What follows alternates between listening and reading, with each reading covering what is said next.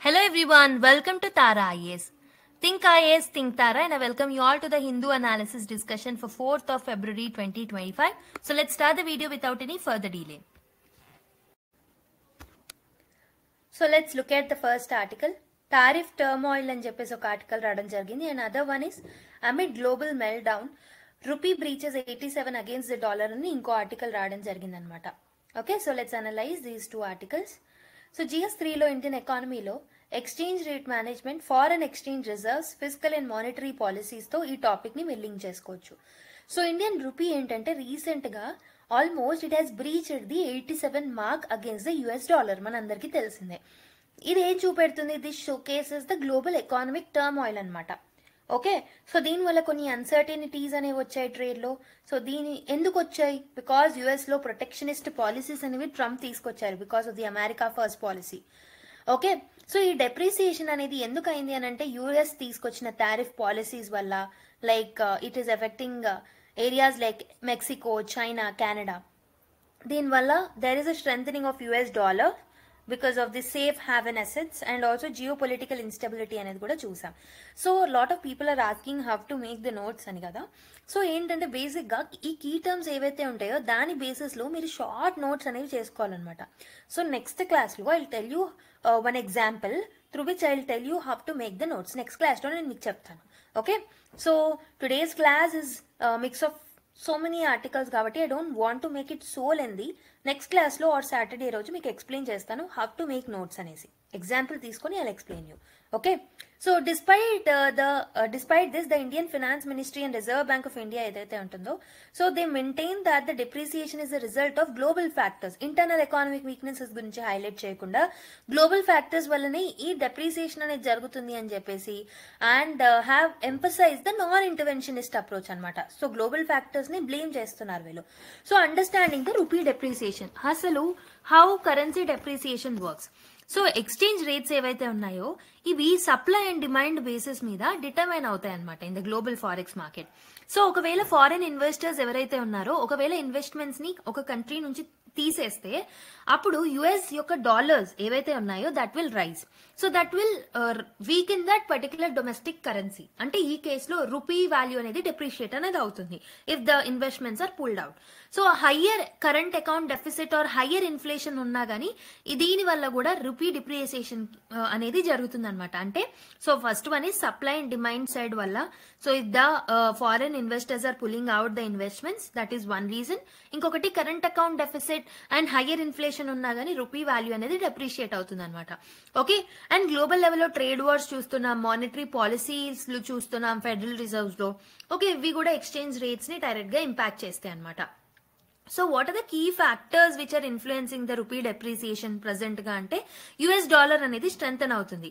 So if you look at the dollar index which tracks the US dollars against a basket of 6 global currencies, దీంతో compare చేస్తే మిగతా 6 global currencies తో compare చేస్తే ఈ dollar index లో భాగంగా so US dollar అనేది it సర్జ్డ్ by almost 109.7 అనమాట.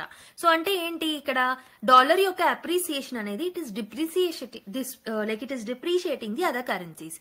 సో ఇన్వెస్టర్స్ ఏంటంటే సేఫర్ అసెట్స్ ని ప్రిఫర్ చేస్తూ ఉంటారు. సో యుఎస్ డాలర్ యొక్క వాల్యూ పెరిగింది కాబట్టి యుఎస్ గవర్నమెంట్ బాండ్స్ మీద ఎక్కువ ఇన్వెస్ట్ చేస్తూ ఉంటారు. దీనివల్ల మన లాంటి కంట్రీస్ నుంచి క్యాపిటల్ అవుట్ఫ్లోస్ అనేవి జరుగుతున్నాయి. It is further depreciating the currency in the domestic market. Okay, US tariff policy and global trade war is another reason. Trump administration ఏదైతే ఉంటుందో this is posing tariffs on areas like Canada, Mexico, China. So దీనివల్ల global లెవెల్లో trade wars అనేవి చూస్తున్నాం. దీనివల్ల కూడా investor sentiment అనేది hit అవుతుంది. So markets like Asia, south Korea, Japan ఏవైతే ఉన్నాయో దీనివల్ల ఈ ప్రభావం వల్ల నెగిటివ్ గా ఇంపాక్ట్ అయ్యాయి అనమాట. దానివల్ల కరెన్సీ ఫ్లక్చుయేషన్స్ వరల్డ్ వైడ్ లో చూడడం జరుగుతుంది. And also other reason is higher inflation. And also US లో మనకి there is a hike in the interest rates. US federal reserve ఏదైతే ఉందో ఇది ఇంట్రెస్ట్ రేట్స్ ని పెంచిందనమాట to control the inflation. Okay, దీనివల్ల so there is a higher returns on the US assets కాబట్టి మన కంట్రీస్ నుంచి ఇన్వెస్ట్మెంట్స్ అనేవి అవుట్ఫ్లో అయిపోయి యుఎస్ బాండ్స్ లో యుఎస్ మార్కెట్స్ లో ఇన్వెస్ట్ చేస్తున్నారు అనమాట. Okay, so next crude oil prices కూడా this is one reason. So India అనేది ఆయిల్ ఇంపోర్ట్స్ మీద highly dependent. Almost 85% of the crude oil requirement అనేది okay it is being sourced from the global markets అనమాట. దీని వల్ల higher import cost వల్ల కూడా rupee అనేది వీక్ అవుతుంది అనమాట. Okay, next foreign portfolio outflows. So foreign investors ఎవరైతే ఉన్నారో because of the federal reserves లో వచ్చిన చేంజెస్ కానివ్వండి, because of the appreciation of the US dollars కానివ్వండి, సో ఈ ఫారెన్ పోర్ట్ఫోలియో ఇన్వెస్టర్స్ ఎవరైతే ఉన్నారో they are actually outflowing their investments from the Indian stock markets. So దీనివల్ల గ్లోబల్ ఇన్స్టెబిలిటీ అనేది చూస్తున్నాం కదా, దానివల్ల they are outflowing the investments. దీనివల్ల రూపీ అనేది further it is weakening.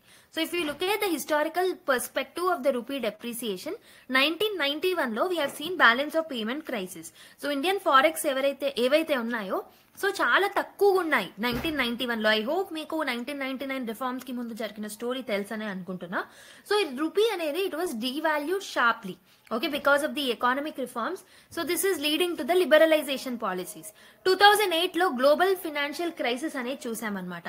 So global capital flight ఏదైతే ఉంటుందో led to the severe depreciation of the emerging market currencies in 2008 global financial crisis. ఆ టైంలో సో ఇండియా అనేది ఎక్కువగా ఎఫెక్ట్ కానప్పటికీ this is also one okay reason for the depreciation at that particular time. 2013 లో taper tantrum అనేది జరిగింది. When US federal reserves announced tapering of the monetary stimulus, definitely emerging markets నుంచి investments అనేవి pull out అయ్యాయి, similar to now. 2020 to 2021 pandemic లో చూసుకుంటే కూడా global level lockdowns వల్ల, సప్లై చైన్ డిస్రప్షన్స్ వల్ల, ఫారెన్ ఎక్స్చేంజ్ రిజర్వ్స్ లో ఫ్లక్చుయేషన్స్ వల్ల వీకెనింగ్ ఆఫ్ రూపీ అనేది మనం చూడడం జరిగిందనమాట. Okay, so what will be the implications, economic implications ఏముంటాయి రూపీ డిప్రిసియేషన్ వల్ల? ఇండియన్ ఎకానమీ మీద ఎలాంటి ఇంపాక్ట్ ఉంటుంది అని అంటే, first thing is higher cost అనమాట. ఇంపోర్ట్ కాస్ట్ అనేది పెరుగుతుంది. సో ఇప్పుడు మనం క్రూడ్ ఆయిల్ అయినా, మెషినరీ అయినా, ఎలక్ట్రానిక్స్ అయినా, ఫర్టిలైజర్స్ అయినా ఇంపోర్ట్ చేసుకోవాలంటే it will be more expensive when ever the rupee is depreciation. Okay, దీనివల్ల ఎసెన్షియల్ గూడ్స్ ఏవైతే ఉన్నాయో వాటికి హయ్యర్ ప్రైసెస్ ఉండడం వల్ల purchasing capacity of the people అనేది దెబ్బతింటుంది అనమాట. సో ఇన్ఫ్లేషన్స్ చూస్తాం, కాస్ట్ అనేది పెరుగుతుంది కాబట్టి.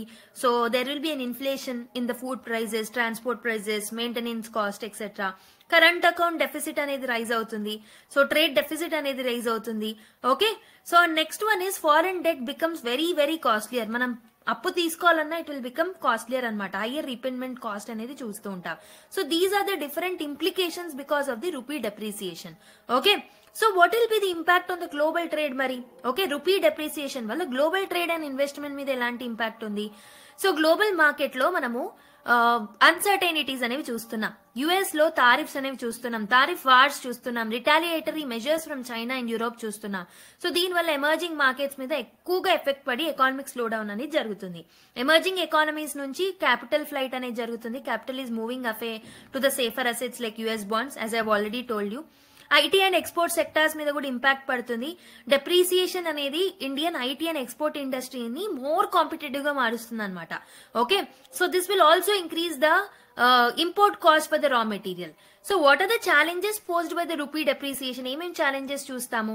ఎక్స్టర్నల్ ఛాలెంజెస్ లో global policy uncertainty, geopolitical రిస్క్లు అనేవి చూస్తున్నాం, కమోడిటీ రైజ్ అనేది చూస్తున్నాం, ప్రైజెస్ ఎక్కువగా అవుతున్నాయి, inflation control with in the borders. Okay, ఇండియాలో ఇన్ఫ్లేషన్ అనేది ఎక్కువగా ఉంటుంది, export growth limitations. Okay, government యొక్క ఫిస్కల్ డెఫిసిట్ అనేది వైడన్ అవుతుంది అనమాట. Okay, because of the expensive loans. And what should be the way forward? ఏం చేస్తే బాగుంటుంది? Forex market stabilisation should be done by the RBI. So RBI need to intervene selectively in the forex market to reduce the excessive volatility. And also foreign exchange reserves ని cautious గా use చేసుకోవాల్సిన అవసరం అయితే ఉంటుంది. Interest rates ని adjust చేయాలి to prevent the capital outflows. And strategic reserves like oil reserves ఏవైతే ఉన్నాయో, okay, we have to counter rising the energy cost అనమాట. లాంగ్ టర్మ్ రిఫార్మ్స్ ఏమేమి చేయొచ్చు? డొమెస్టిక్ ఇండస్ట్రీస్ ని స్ట్రెంథన్ అప్ చేయాలి, ఎలక్ట్రానిక్స్, మెషినరీ, ఎనర్జీ, వీటిని. Trade agreements ని diversify చేయాలి. We have to come up with the bilateral trade ties with Europe, Africa and Asian countries. Fiscal prudence లో భాగంగా fiscal deficit ని మనం కంట్రోల్ చేయాలి to boost the investor confidence అనమాట. So based on the discussion that we have made, Try to solve this UPSC mains question. What are the implications of the trade wars on the emerging economies? Discuss India's strategy to navigate the global uncertainty. So emerging economies మీద trade wars వల్ల ప్రభావం ఏమేమి ఉంటుంది, so India యొక్క strategy ఏంటి to actually navigate the global uncertainties అనేసి 250 words లో మీ ఆన్సర్ రాసేయండి. Okay, so now let's look at the next article. Some wind behind the sales of India shipping industry అని ఒక ఆర్టికల్ రావడం జరిగింది. ఇది బేసిక్ గా GS3 లో infrastructure development, industrial policies and shipping sector reforms లో మనకి ఈ పర్టికులర్ ఆర్టికల్ లింక్ చేసుకోవచ్చు. What is the context of the news and what are the recent developments according to article? India యొక్క షిప్పింగ్ సెక్టర్ ఏదైతే ఉంటుందో this is very much essential for the EXIM trade, export and import trade కి చాలా important. Okay, so కాబట్టి government will focus on the shipping through the Sagarmala project. So as of September 2024 చూసుకుంటే almost India అనేది 839 projects ని సాగర్మాల కింద outline చేయడం జరిగింది. దీనికోసం 5.8 lakh crore ఇన్వెస్ట్మెంట్ అనేది 2035 వరకు కావాలన్నమాట. సో ఆల్మోస్ట్ ఇందులో 241 ప్రాజెక్ట్స్ వర్త్ 1.22 lakh crores ఏదైతే ఉంటుందో ఆల్రెడీ కంప్లీట్ చేశాం. And 234 projects are under implementation and also 364 projects మాత్రం they are in the planning stage. So ఇన్ని జరుగుతున్నప్పటికీ Indian shipping continues to stagnate అనమాట. Okay, with domestic ship ownership falling behind the foreign flag vessels. So if you look at the historical background of India's shipping industry, ఇండియాకి long maritime history అనేది ఉందన్నమాట. So with major ports historically facilitating this particular international trade. However, post independence చూసుకుంటే the shipping industries అనేది చాలా challenges ని face చేస్తుంది because of the lack of capital, okay, inefficient policies ఉండడం వల్ల, ఫారెన్ ఫ్లాగ్డ్ వెజల్స్ మీద ఎక్కువగా డిపెండ్ అవ్వడం వల్ల post independence we have seen lot of issues with respect to shipping industries. So maritime development కి major initiatives ని కూడా తీసుకొచ్చాం. 1986 లో మెరిటైమ్ బోర్డ్స్ ని సెటప్ చేశాం which will regulate and promote shipping. 2000 ఆ ఇయర్స్ లో పోర్ట్ ప్రైవేటైజేషన్ PPP మోడల్స్ ని కూడా బూస్ట్ చేశాం. 2015 లో సాగర్మాల ప్రోగ్రామ్ ని లాంచ్ చేయడం జరిగింది. And also Indian flag vessels promotion act ని తీసుకొచ్చాం 2018 లో ఏంటంటే ఫారెన్ క్యారియర్స్ మీద డిపెండెన్సీని తగ్గించడానికి. ఓకే, 2021 నుంచి government is putting efforts to increase the private investments అనమాట.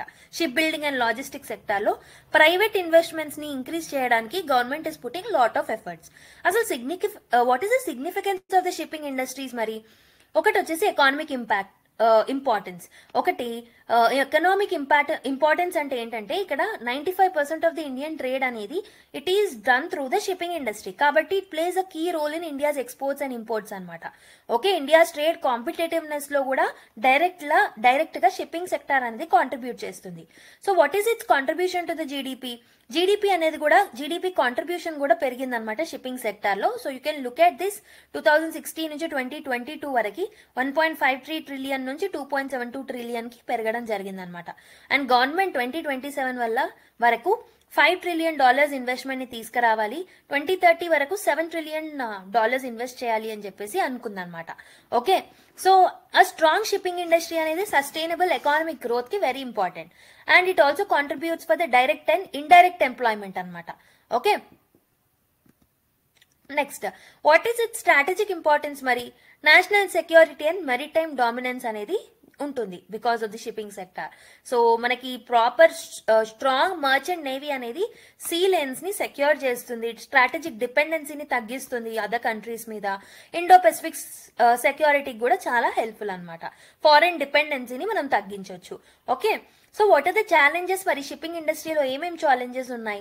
ఒకటి వచ్చేసి ఫినాన్షియల్ ఛాలెంజెస్, బారింగ్ కాస్ట్లు ఎక్కువగా ఉన్నాయి, లిమిటెడ్ క్యాపిటల్ ఉండడం వల్ల ఎక్కువగా ఇన్వెస్ట్ చేయలేకపోతున్నాం అనమాట.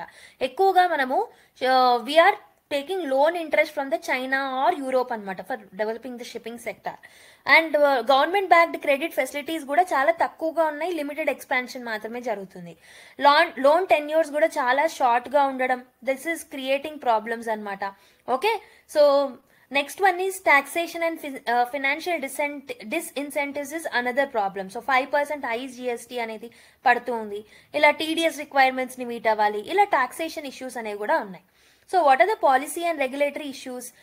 పాలసీ అండ్ రెగ్యులేటరీ ఇష్యూస్ అంటే ఏమేమి ఉన్నాయంటే, so there is a preference for foreign flag vessels అనమాట rather than the domestic ones. So దానివల్ల కాంపిటేటివ్ ప్రాబ్లమ్స్ అనేవి చూస్తున్నాం even in the Indian waters. And regulations ఎక్కువగా ఉన్నాయి, బ్యూరోక్రాటిక్ హర్డిల్స్ అనేవి చాలా ఎక్కువగా ఉన్నాయి అనమాట షిప్పింగ్ సెక్టార్ కి. That is another issue. Infrastructure and investment gaps అనేవి చూస్తున్నాం. సో ఇండియాలో షిప్ బిల్డింగ్ కెపాసిటీ చాలా తక్కువ ఉంది if you are comparing with the countries like Japan, South Korea and China. And shipyard modernization కూడా proper గా జరగట్లేదు. Port modernization bottlenecks is another problem. Okay, rail road connectivity issues అనేవి చూస్తున్నాం. Smooth logistic operations అనేవి ఉండట్లేవు. Okay, government initiatives and budget support చూసుకుంటే Sagarmala project లో almost government 5.8 lakh crores ని ఇన్వెస్ట్ చేస్తుంది for modernization of the ports that are there, inland waterways and also coastal infrastructure ని develop చేయడానికి. సో దీని ద్వారా మనము పోర్ట్ లెడ్ ఇండస్ట్రియలైజేషన్ మీద, కోస్టల్ కమ్యూనిటీ డెవలప్మెంట్ మీద, లాజిస్టిక్ కనెక్టివిటీ మీద ఫోకస్ చేస్తున్నాం. ఓకే, దీని త్రూ సాగర్మాల ప్రాజెక్ట్ ద్వారా. యూనియన్ బడ్జెట్ 2025 లో ఇప్పుడు చూసుకుంటే ఆల్మోస్ట్ బడ్జెట్ లో మనం 25,000 crores ఇన్వెస్ట్మెంట్ ని షిప్పింగ్ సెక్టార్ కి అలొకేట్ చేయడం జరిగిందనమాట. టోటల్ ఎస్టిమేటెడ్ రిక్వైర్మెంట్స్ లో 49% మాత్రమే, ఇంత ఇన్వెస్ట్ చేసినా 49% మాత్రమే మనం మీట్ అయ్యాం. But there are some exemption that are provided. Ship capital cost, TDS reliefs ఇచ్చారు. గ్రీన్ షిప్పింగ్ ఇనిషియేటివ్స్ ని ప్రమోట్ చేస్తుంది అనమాట మన budget. Green shipping and sustainability, so we're actually encouraging the fuel efficient and low carbon emission vessels అనమాట. And we're investing in electric ferries and LNG based ships. Okay, we are doing partnership with global climate finance institutions also. So these are the initiatives that are brought by the government in order to develop the shipping industry. Okay, మరి ఇంకేం చేస్తే బాగుంటుంది? Investment reforms తీసుకురావాలి. Low interest loan facilities ని provide చేయాల్సిన అవసరం అయితే ఉంది. రీపేమెంట్ ఆప్షన్స్ కూడా లాంగ్ టర్మ్ కి ఎక్స్టెండ్ చేయాల్సిన అవసరం అయితే ఉంది. అండ్ ఆల్సో ఈ IGST స్లాబ్ ని రిమూవ్ చేయాలి. ట్యాక్స్ ఇన్సెంటివ్స్ ఇవ్వాలి for Indian flagged vessels. And ship building and infrastructure development చూసుకుంటే we have to enhance domestic shipyards. World class ship building clusters ని ప్రమోట్ చేయాలి. పీపీపీని అంటే పబ్లిక్ ప్రైవేట్ పార్ట్నర్షిప్ ని encourage చేయాలి. పోర్ట్స్ ని మోడర్నైజ్ చేయాలి, కనెక్టివిటీని పెంచాలి. ఓకే, పోర్ట్ హ్యాండ్లింగ్ టైం ని రెడ్యూస్ చేయాలి. Policies and regulation overhaul problems ని తగ్గించాలంటే ఓవర్ రెగ్యులేషన్స్ ని ఉంచకూడదు అనమాట. We have to reduce our dependence on the foreign flag vessels. And also maritime laws ని సింప్లిఫై చేస్తే షిప్పింగ్ సెక్టర్ లో ఉన్న ప్రాబ్లమ్స్ ని మనం సాల్వ్ చేయగలుగుతాం.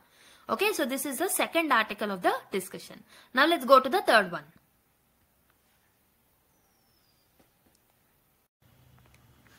So let's look at another article, the kind of jobs needed for the Viksit Bharat goal. So basically Viksit Bharat ni define చేయడం జరిగింది recent budget లో. అండ్ ఇంకొకటి ఏంటంటే ఒక చిన్న అనౌన్స్మెంట్. యాక్చువల్లీ నేను ఈ రోజు బడ్జెట్ వీడియోని మీకు అందిస్తానని చెప్పాను, but I'm sorry for the slight delay from my end.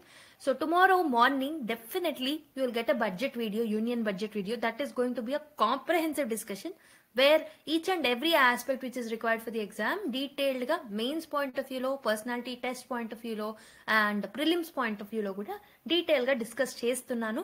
So almost అయిపోయింది the discussion part. So there are some final touches I have to give to that video, so I don't want to release it now.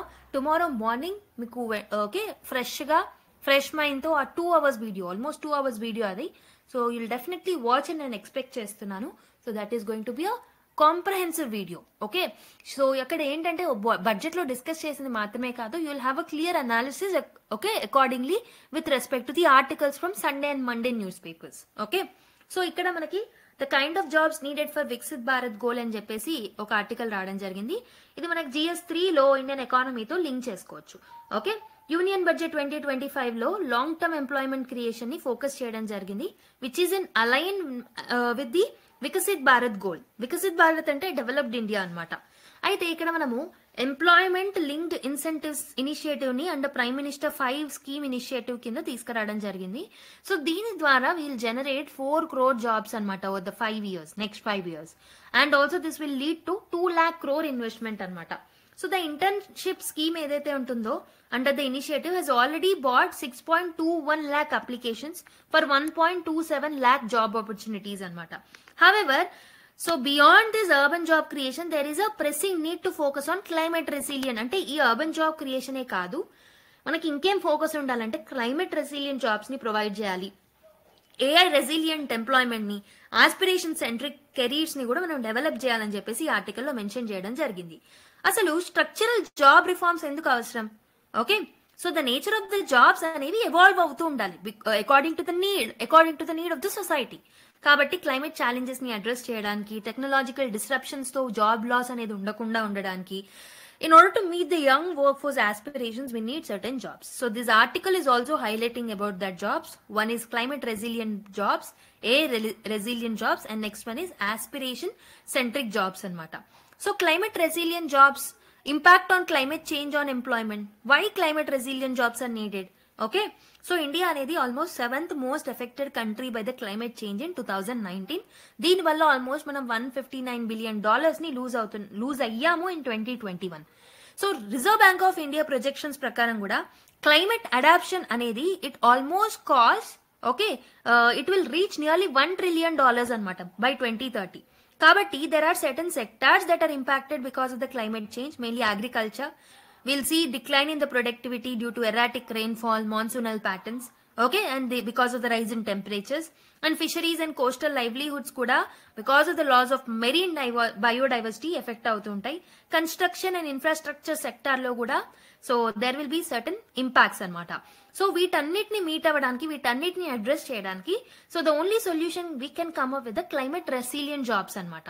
So what can be done అని అంటే we have to encourage climate resilient housing and urban planning. So construction లో eco friendly construction ని encourage చేయాలి. Okay, sustainable agriculture ని, sustainable water conservation practices ని, green energy solutions తో ముందుకు రావాలన్నమాట.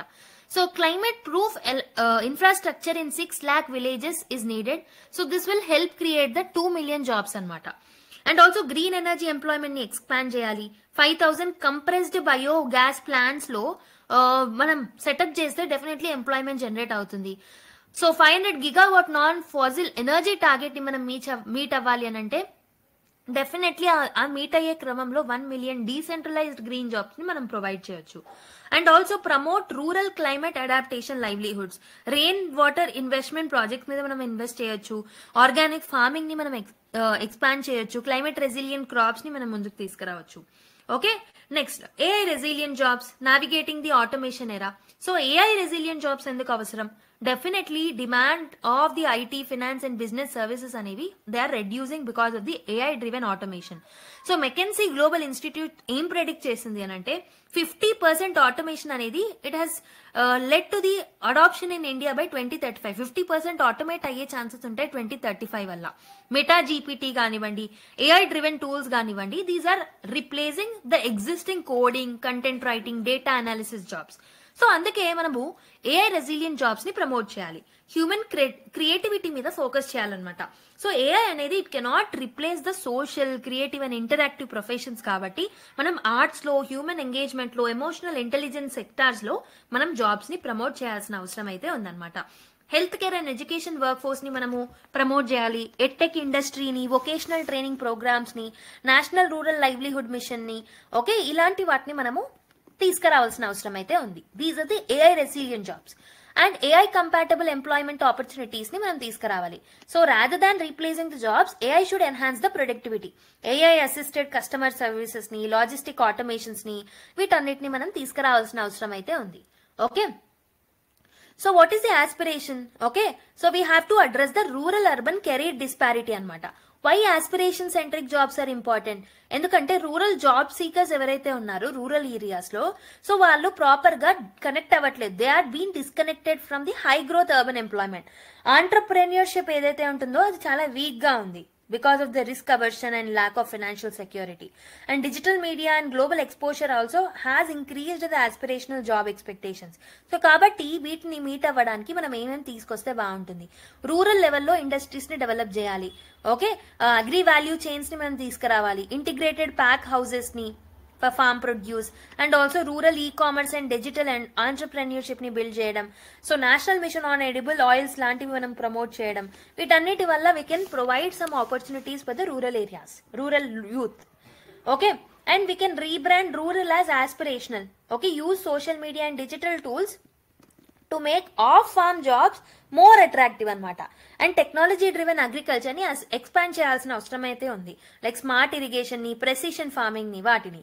And we have to expand access to startup capital and innovation hubs. So main గా మనము మెంటర్షిప్ నెట్వర్క్స్ ని ప్రొవైడ్ చేయాలి Tier 2 అండ్ Tier 3 సిటీస్ లో. అండ్ అక్కడ ఉన్న ఫైనాన్షియల్ బ్యారియర్స్ ని లో ఇంట్రెస్ట్ రేట్స్ తో మనము కవరప్ చేయొచ్చు. So what is the government policies and budget support for this particular thing? ఒకటి వచ్చేసి యూనియన్ బడ్జెట్ 2025 లో ఎంప్లాయ్మెంట్ లింక్డ్ ఇన్సెంటివ్స్ అనే మనం ఇస్తున్నాం అనమాట. సో 2 lakh crore ఇన్వెస్ట్మెంట్ అనేది జాబ్ క్రియేషన్ కి పెడుతున్నాం. And we're targeting 4 crore jobs అనమాట in the next 5 years. And also we're expanding rural and green energy jobs. Green energy jobs like biogas, solar energy, climate adaptation projects ని తీసుకొస్తున్నాం కాబట్టి green energy jobs కి higher demand అనేది ఉంటుంది. Higher budget allocation అనేది rooftop solar కి కూడా మనం ఇస్తున్నాం అనమాట. Okay, AI resilience and workforce upskilling like edtech మీద ఎక్కువ ఇన్వెస్ట్మెంట్ పెడుతున్నాం, వొకేషనల్ ట్రైనింగ్ మీద, హెల్త్ కేర్ ఎడ్యుకేషన్ మీద, అండ్ టీచర్స్ రిక్రూట్మెంట్ మీద. So this will help us for coming up with AI resilient jobs. But there are certain challenges to achieve the Viksit Bharat employment goals. ఒకటి వచ్చేసి skill mismatch అనేది చూస్తున్నాం. So we're often seeing the obsolete skills that are existing. Industry academia collaboration అనేది lack అవుతుంది. So we have to update the skill training programmes. Basically ఇప్పుడున్న skill training programmes ని update చేయాలి. Urban job creation మీద over reliance అనేది ప్రస్తుతం చూస్తున్నాము. Current laws అనేవి రూరల్ ఎంప్లాయ్మెంట్ జనరేషన్ మీద ఎక్కువగా ఫోకస్ చేయట్లేదు. So better we have to focus on that. Okay, we have to fund and policy gaps ని మనం అడ్రస్ చేయాలి. There is a need for a better tax incentives and startup funding reforms. Okay, మరి ఏం చేస్తే బాగుంటుంది ఈ problems ని address చేయడానికి? So what should be done అని అంటే we have to incentivize the rural entrepreneurship mainly Tier 2 and Tier 3 settles లో. అండ్ ఆల్సో ఎంఎస్ఎంఈస్ కి లో ఇంట్రెస్ట్ లోన్స్ అనేవి ఇవ్వాలి, అండ్ అగ్రిప్రెన్యూర్స్ కి కూడా. ఏఐ ఫ్రెండ్లీ కరికులం అనేది డెవలప్ చేయాలి యూనివర్సిటీస్ లో. ఎమర్జింగ్ సెక్టార్స్ కి సంబంధించి వొకేషనల్ ట్రైనింగ్స్ ని మనం సెటప్ చేయాలి. అండ్ ఇన్ఫ్రాస్ట్రక్చర్ డెవలప్మెంట్ కోసం సస్టైనబుల్ ఇన్ఫ్రాస్ట్రక్చర్ ని డెవలప్ చేయాలి. క్లైమేట్ రెసిలియన్ సిటీస్ ని బిల్డ్ చేయాలి. రూరల్ ఎంప్లాయ్మెంట్ ప్రోగ్రామ్స్ ని గ్రీన్ ఎనర్జీ ప్రాజెక్ట్స్ తో లింక్ చేయాల్సిన అవసరం అయితే ఉంది. For example MG NREGA works ని we have to link it with the green energy projects. Okay, so this is about this article, a beautiful article I can say, so which you can actually use the inputs from this article in essays and your answers. Okay, so let's look at another one. Eliminating elitism in mental health అని ఒక article రావడం జరిగింది. So basically governance and policy, labour rights, occupational safety and healthy welfare ఏదైతే ఉంటుందో వాటితో మనం ఈ particular topic ని లింక్ చేసుకోవచ్చు. What is the context, what is it written? Okay, so major minister of labour and employment ఏదైతే ఉంటుందో so అది ఏం చేసిందంటే స్టేట్స్ కి ఒక మ్యాండేట్ ఇచ్చింది, and even union territories. So they need to complete harmonisation of the draft rules for the new labour laws ఏవైతే ఉన్నాయో by March 31, 2025. So this presents an opportunity for the policy makers అనమాట. So mental health protections ని labour regulations లో particularly blue collar workers ఎవరైతే ఉంటారో వాళ్ళల్లో incorporate చేయడానికి this is a best stage for the policy makers. So for the first time mental health ని Indian economic survey of 2024 recent గా వచ్చిన economic సర్వేలో మనం రికగ్నైజ్ చేయడం జరిగింది, which is a key driver for individual and national development. Almost 10.6% of the adults ఎవరైతే ఉన్నారో ఇండియాలో వాళ్ళు మెంటల్ డిసార్డర్స్ తోని సఫర్ అవుతున్నారు because of the workplace conditions కానివ్వండి. Okay, because of lot of issues they are facing the mental health issues. So ఈ mental health issues ని address చేయాల్సిన అవసరం అయితే ఉంది through labour laws. Okay, labour policies ద్వారా. So blue collar versus white collar disparity ఎలా ఉందో చూద్దాం. సో బేసిక్ గా వైట్ కాలర్ వర్కర్స్ అంటే కార్పొరేట్స్ లో, మేనేజరియల్ పోస్ట్ లో, ఐటీ ప్రొఫెషనల్స్ లాగా వర్క్ చేస్తూ ఉంటారు. సో వాళ్ళకి బెటర్ మెంటల్ హెల్త్ పాలసీస్ అనేవి ఉంటాయి, ఫ్లెక్సిబుల్ వర్క్ అరేంజ్మెంట్స్ ఉంటాయి, ఎంప్లాయీ వెల్నెస్ ప్రోగ్రామ్స్ అనేవి ఉంటాయి. వెరస్ బ్లూ కాలర్ వర్కర్స్ ఎవరైతే ఉంటారో these are the factory workers అనమాట, construction labourers, daily wage earners. So వీళ్ళకి ఎక్కువగా physical strain, job insecurities, long work hours అనేవి ఉంటాయి అనమాట. ఓకే, సో కాబట్టి there are no mental health awareness, stigma అనేది ఉంది, ఎంప్లాయర్ సపోర్ట్ అనేది లేదు కాబట్టి so we have to come up with some solutions for this. Okay, next work place mental health challenges ఎలా ఉన్నాయి. సో వర్క్ ప్లేస్ లో ఎక్కువగా because of the uncertain job contracts వల్ల మెంటల్ స్టెబిలిటీ అండ్ ప్రొడక్టివిటీ అనేది lack అవుతుంది. So work load ఎక్కువ అవుతుంది, job insecurities ఎక్కువ అవుతున్నాయి, harsh working conditions and poor pays, okay, low wages ఉండడం, ఫినాన్షియల్ ఇన్సెక్యూరిటీస్ ఉండడం, unsafe work environments, hazardous exposure ఉండడం, వీటన్నిటి వల్ల కూడా మెంటల్ హెల్త్ ఛాలెంజెస్ ఎక్కువ అవుతున్నాయి అనమాట. Next there is a lack of awareness and stigma. Social stigma చూస్తున్నాం. So there is a hesitancy to seek mental health assistant, clear legal framework అనేది ఉండట్లేదు, అండ్ లెజిస్లేటివ్ గ్యాప్స్ అనేవి కూడా మెంటల్ హెల్త్ కవరేజ్ లో చూస్తున్నాం అనమాట. సోషల్ సెక్యూరిటీ కోడ్ అనేది it is restricting mental health related claims considerably as occupational diseases లాగా merely treat చేస్తుంది అనమాట. సో దానికోసం స్పెషలైజ్డ్ పాలసీస్ మనం తీసుకురాలి for stress, anxiety, depression and also and other things. So kabatti there are some legislative and policy changes that we need to come up with. So gaps in the occupational safety, health and working conditions code ni manam teeskaravali. So section 6D clause I edaithe undo that is using the vague terms like as far as reasonably practicable. So ilanti vague terms అనేవి mention చేశారు. So కాబట్టి వాటిని మనము ఈ mental health risk loosely define అయ్యాయి కాబట్టి we have to define them. Okay, section 23 and 24 physical health మీద okay మాత్రమే ఫోకస్ చేస్తుంది, which is excluding the mental health from preventive safety norms. And social security code లో కూడా certain challenges ఉన్నాయి. Section 2 clause 28 is defining the employment injury as an accident or occupational disease లాగా దీన్ని మళ్ళీ treat చేస్తున్నాము. Okay, so ఈ work induced stress ని classify చేయట్లేదు. So these are leading to the problems అనమాట. And there is an exclusion of mental health in employment contracts also. Okay, workplace mental health programs ni mandatory cheyaledu. So దీని వల్ల stress related claims ఎక్కువగా వస్తున్నాయి.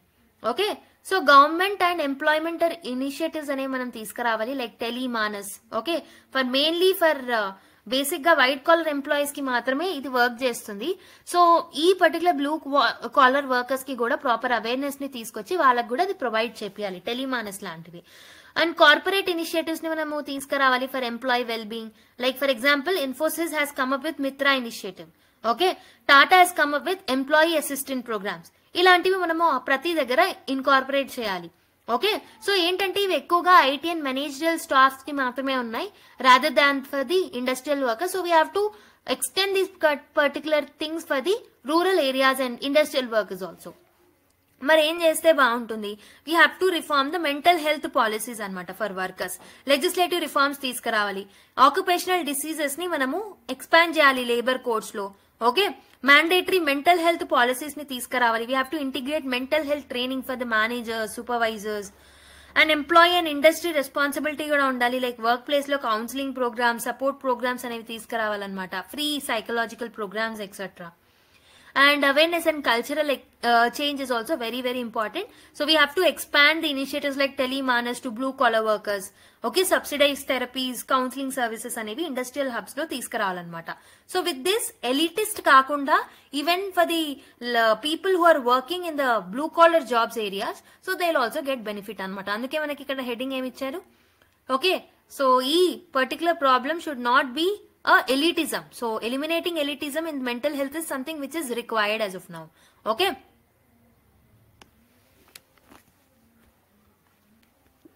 so with this I am going to end this particular session. So I know it has become very late today, so నేను upload చేసే లోపు late అయిపోయింది. So I'll try to include the articles which are missing, like which I am not able to explain today. So basic గా మీకు PDF అనేది accessibility తారా IAS Telegram ఛానల్లో ఉంటుంది, ఒకసారి చూసుకోండి. సో ఈజీగా మీరు if you go through the PDF you'll understand the parts. I'm thinking that you'll understand. So ఏవైనా డిఫికల్ట్ ఆర్టికల్స్ ఏవైతే ఈరోజు మిస్ అయ్యానో అవన్నీ నేను రేపటి ఆర్టికల్స్ లో ఇంక్లూడ్ చేసి నేను చెప్తాను. Okay, so because of some background noise I'm not able to continue. So that is the reason I'm telling that please go through the PDF. ఒకసారి మళ్ళీ చదవండి. నేను నెక్స్ట్ క్లాసెస్ లో, కమింగ్ క్లాసెస్ లో నోట్ మేకింగ్ ఎలా చేసుకోవాలనేది కూడా నేను చెప్తాను, because people are asking in the comments కాబట్టి. So definitely we're here to rectify your problems కాబట్టి definitely I'll okay, so make live low, like when I'm looking at the articles I'll show you how to, okay, so how to actually convert these particular articles into a smaller form, ఎలా note making చేసుకుంటే బాగుంటుందనే ఐడియాతోని I'll come up in the next classes. అంటే again టుమారోనే తీసుకొస్తానని కాదు, Saturday లోపు whenever articles are less I will show you with in the video how to make the short notes. Okay, so that మీకు mains టైంలో ఆ టైంలో మీకు యూజ్ అయ్యేలాగా షార్ట్ నోట్స్ ఎలా చేసుకోవాలో చెప్తాను. Okay, so don't think that ma'am కొన్ని ఆర్టికల్స్ డిస్కస్ చేశారని. So because of the background noise I'm not able to continue again. So next క్లాస్లో నేను కవర్ చేస్తాను ఏవైతే ఈజీ ఆర్టికల్స్ ఉన్నాయో, మీరు చదివితే అర్థమవుతుందని నాకు అనిపించిందో ఈ రోజు ఆర్టికల్స్ నుంచి, అవి మీరే చదవండి. Okay, so I'm expecting that you will be reading that. Okay, the PDF will be in the Telegram channel Tara IAS, pinned comment lo untundi chuskondi. Okay, so thank you everyone, keep smiling, bye bye, and let's meet in another session. Until then, take care, bye bye, and keep smiling.